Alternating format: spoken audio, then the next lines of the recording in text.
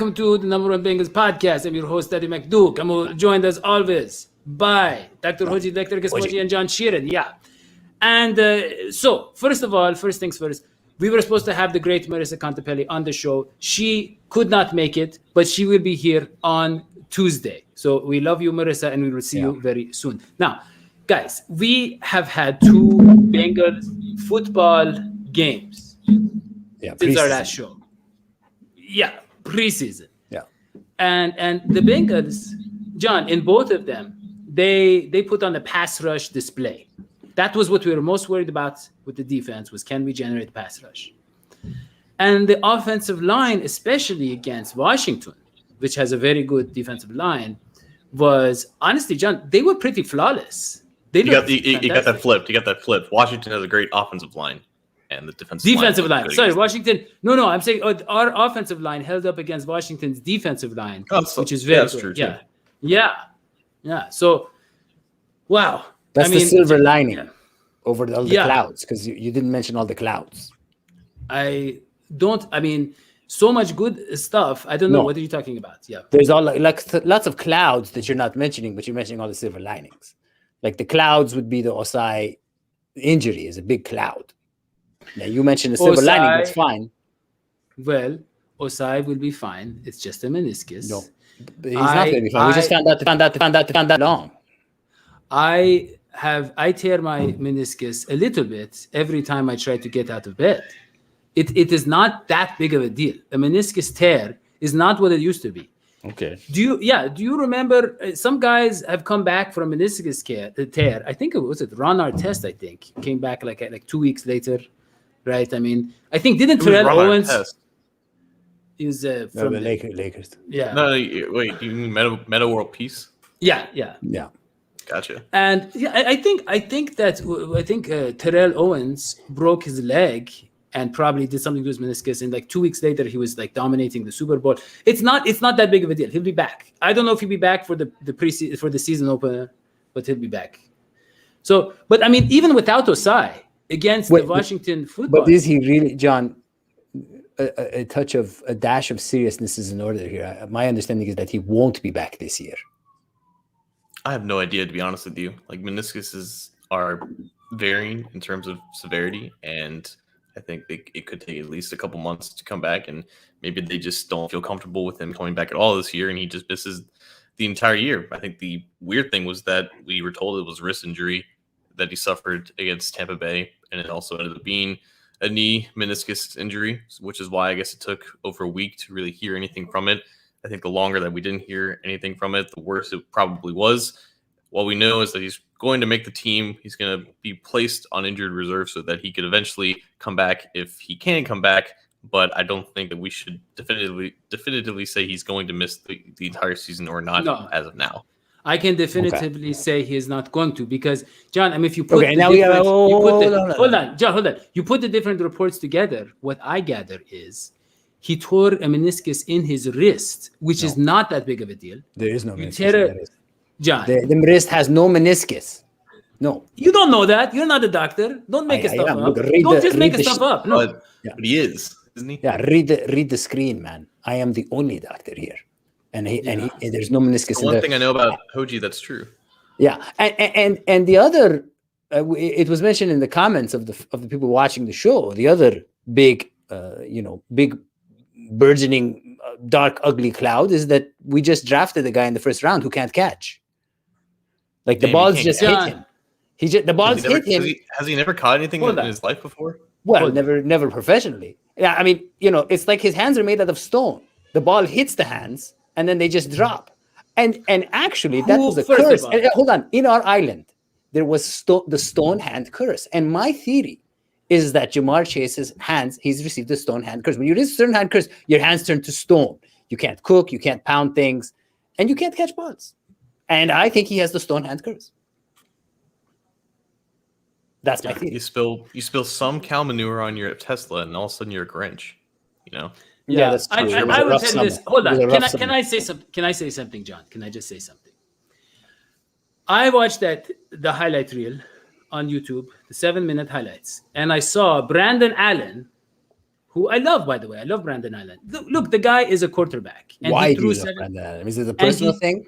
No, there's no reason to love Brandon Allen. He is a quarterback in the NFL, and he threw 17 passes in the preseason. None of us can do that. John, you can't throw 17 passes in the preseason. I can't throw 17 passes in the preseason. He did that. So he didn't do very well. He didn't do very well last year. Hold on. Let me just against the Texans he did, and the Texans were very, very feisty. Look, let me just say something really quick. John, did you notice a lot of those drops, as they are calling them, drops? I think that's what the kids are calling them these days, drops. Yeah. They were really like he was kind of contorting his body and reaching backwards. And Brandon Allen, whatever you want to say about Brandon Allen, I mean, I'm not going to say bad things about him, but he's not in a rhythm with Jamar Chase. John, I think that's obvious. Oh my gosh. They're not in a rhythm. You saw him going back there. No, he threw some passes that were way off. And then the other ones that seemed to be on were just a little bit this way or that way. Okay. The reason that you draft an elite wide receiver is so that he can catch balls that are hard to catch. If we're talking about balls which are in sync and you can catch a ball, that's any professional, any NFL wide receiver. Hold on. One question. When I said we had 2 Bengals games, you said preseason. Why did you say that? Why did you say that? Because preseason, I hate preseason. Why? It's fake. I like the. There you go. So the drops are fake. You got your answer. Whatever. The drops are fake, John. Whatever. Please go. John, say something. Say something smart. Go. I think both things can be true. I think there is something to be said about a guy who's practicing with a quarterback that he's played for the last 3 years with, and he's going out there in the game with another quarterback, and I think the timing issues could arise from that. But at the end of the day, I think Hodgie has a point. He's out there to catch these balls, and those drops are more or less inexcusable. Now, it could be an issue with timing that could contribute to those drops happening, but the drops are the drops, and we have to identify them. We have to just talk about them for what they are, and it's just on the surface just not good. At the same time, Jamar Chase is uberly talented. He was a fantastic receiver in college. That was 2 years ago. It's completely reasonable that taking a year off from playing the game of football, there is an extended whatever period of time of rust that Jamar Chase has, he's still in it. And it's not the season yet. There's 3 weeks until the season. Yeah. And until these issues persist into the regular season, it's just more of a footnote now instead of a cause for concern. Yeah, I mean, look, Hodgie took 2.5 months off from the show. Yeah. And he doesn't even recognize football players anymore. No. I mean, he's talking about Jamar Chase. Look, let me just tell you something, John. One of the things in the preseason is you try to be a sneaky. You don't give away your best stuff. Oh, come on. You have to, John, you have to know when to show them, right? You have to know. He still has to prove himself. He is going to be fine. I'm not worried about it. Let me just say something. That's fine. But that John, is fine. What is the point of making what is the point of making these issues more than what they are? Like, what is the point of projecting? Exactly. No, what is the point of getting down about these things and projecting it to be something that's going to last for his entire career, or just labeling it as a bust? He can't catch or saying he has stolen hands, for example. That's all it is. That's literally all it is. John.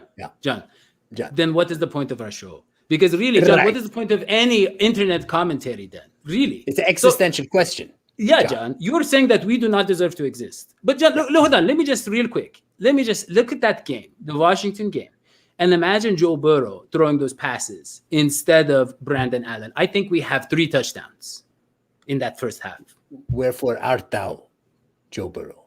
I mean, here's the question, is how many games is Joe Burrow going to play this year? And how much of those games is he going to play this year? I mean, everybody's assuming, oh, Joe Burrow's so healthy. Well, why are you assuming that? Because of what the coaches said? Well, we've seen them lie. I mean, let's just be frank. They lied to us about Osai. So my question, and this is the next follow-up question I had, and I wanted to ask John, there's going to be some backup QBs that are going to be available come September. Are there? This is what I hear. Because when the process of elimination occurs, when people are getting rid of this, there seems to be a surplus of mediocre quarterbacks. When September comes around and some of them are cut, there's that opportunity to go in and strike. My feeling is the Bengals need they cannot rely on Brandon Allen. They need a real backup quarterback. They need someone which NFL team is going to be able to rely on their backup quarterback? None of them. Not a single one of them can survive not having their starting quarterback out there. Now, Brandon Allen looks bad. Let's just call it what it is. He had a great game. He had a great single game last year that basically got him a 1-year contract this year.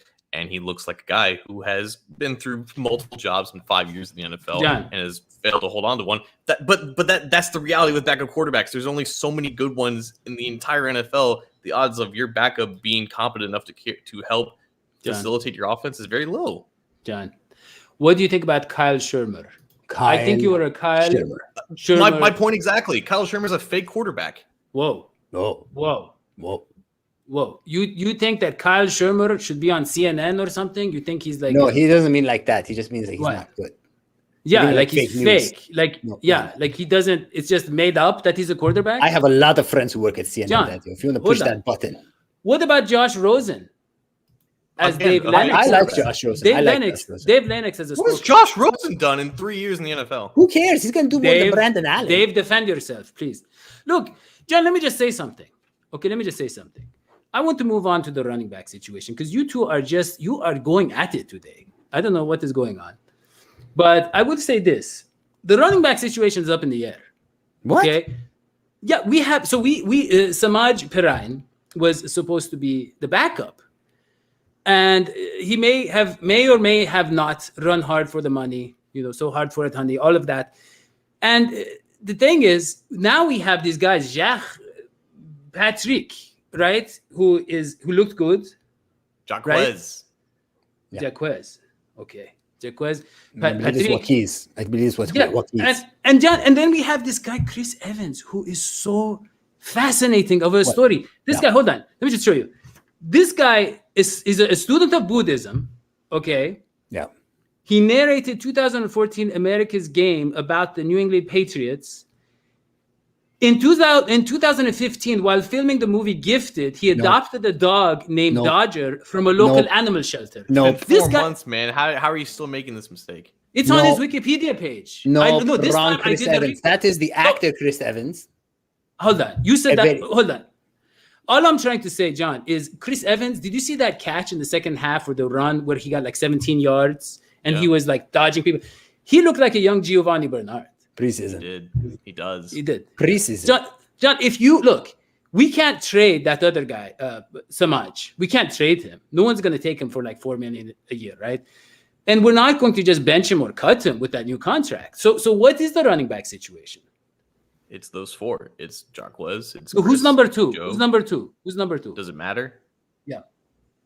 I'm not really sure that it does. I think if you're paying Joe Mixon a lot of money, you're not really taking him off the field that much. But I think Chris Evans has shown enough where he can be relied on in pass protection and he can be a weapon in the passing game. And if for some reason Joe Mixon goes down or he's not effective, I think you have a competition in the middle of the season between P. Ryan and Jaquez Patrick. Because while Patrick is impressive and he's probably a better athlete than P. Ryan is, P. Ryan has regular season production to his name. Patrick does not. He has never really played an NFL regular season game before. So I'm assuming he makes the team. And if he gets a chance, he'll have a chance to prove himself. But P. Ryan is the more proven player right now, which is why he is the top of him on the depth chart. And the thing is, a quarterback controversy is bad for quarterbacks. The running back controversy sometimes is good for running backs. I mean, it really, sometimes the competition brings out the best in that, and that's fine for the number 2's position to be up in the air. Clearly, Mixon is the number 1, and Mixon likes to have that time. He likes to get warm, and he's back with his, he's back with Pollock and all. Let me just say something. Look, the running back situation is a little. I mean, you look at the run blocking was not great. We were still getting it stuffed, right? And we're getting it stuffed like always. Yeah. But the pass blocking, I want to talk about the positives. You guys are so negative. The positives, John, the pass blocking was superb. I mean, it was amazing. Did you see that one where Billy Price comes and he smacks someone in the side and they just like, they were just so connected. There is that one play where they were, not ready, where they were out of sync. And it seems like only that, but I don't know why, but for some reason, I'm pretty sure Jim Turner was responsible for that. I don't know. I feel like with Pollock, everything is so much more smoother. Everybody's so much more confident and they know their roles. John, you wrote an article about the guards had like 80 grade in PFF, and Billy Price had like a 76, I think, in their pass blocking. The pass blocking was great, and they were going up to a real team. They did really well against a team that usually just has their way against whatever offensive line is in front of them. I still think it's a little bit too early to celebrate Michael Jordan's comeback right now. I think he is still on the fence, or I think we should still be on the fence as to whether or not he is a completely different player. But Jonah looks good. Su'a-Filo looks good. Riley Reef looks good. We've yet to even see Trey Hopkins, and he'll be a better player than Billy Price. So right now, I mean, we can be positive about the offensive line. They look good. They're not really going to get tested against Miami in a week's time. So it's really just about how do they respond in the regular season against Vikings, Bears, the Steelers. First 3 games out of the week, we should get to see how they really are. And honestly, I think they're fine with Su'a-Filo starting a right guard right now. I know that everyone wants to see Jackson Carman get these significant reps, but Carman is still coming along with his own rookie struggles. And as long as Su'a-Filo, the veteran, is playing at a decent level, I think they should be okay with Carman taking as much time as he needs. John, you showed that video of Carman knocking a guy out at the second level and talking about how he knew where he should be. And that is something we've never had before, where an offensive lineman knew where he should be. It's been a while. Yeah, it's been a while. And that is Frank Pollack. So really, John, the 2 things we were most worried about, pass rush and offensive line, especially the pass blocking, have been really, really, really great. So I'm calling it a success. I think the one thing I could find fault in is perhaps the play calling. But again, you want to keep that as vanilla as you can. Yeah, who cares? Yeah, vanilla. I don't know, Hodgie, if you know. So in vanilla, here, when they say vanilla, it's like when we say banana, right? I mean, because we use banana like instead of bread, use it for everything. And so vanilla, right, is like a very boring taste here, a bland taste. And so it's just when everything, you want to suffocate something that tastes bad. Like you could pour vanilla into like an old shoe and you could call it a cake, right, John? But so that is what they mean. And the play calling has been very vanilla, if you will. And that is what also I think Jamar Chase, they're not unleashing. We'd say it's been very banana. Yeah, very banana. Okay. I think we covered a lot. And I think that's all we have so far. So with that, don't forget to subscribe to this show, the YouTube show. We don't have many subscribers. No. And YouTube is actually threatening to shut down the show, which is kind of weird when you think about it. And then the podcast, obviously you want to leave a 5-star review, the number one Bengals podcast on Believe. A lot of famous people on Believe. And you want to subscribe there as well. Yeah. So for John Sheeran, Dr. Hodgie, Lecter Kismoji, I'm Dadio McDuke. We'll see you next time. So long. Sweeties. Bye. Bye.